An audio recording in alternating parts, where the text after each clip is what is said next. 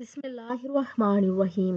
زینب T V کی طرف سے میں آپ لوگوں کے ساتھ رسول اللہ صلی اللہ علیہ وآلہ وسلم کا بہت ہی پیارا فرمان شیئر کرنے جا رہی ہوں کہ اسم اعظم رسول اللہ صلی اللہ علیہ وآلہ وسلم نے فرمایا کہ حضرت سیدنا سعد بن ابی وقاص رضی اللہ تعالیٰ عنہ سے روایت ہے کہ رسول نبی پاک صلی اللہ علیہ وآلہ وسلم نے ارشاد فرمایا، کیا میں تمہیں اللہ کا اسم اعظم نہ بتاؤں؟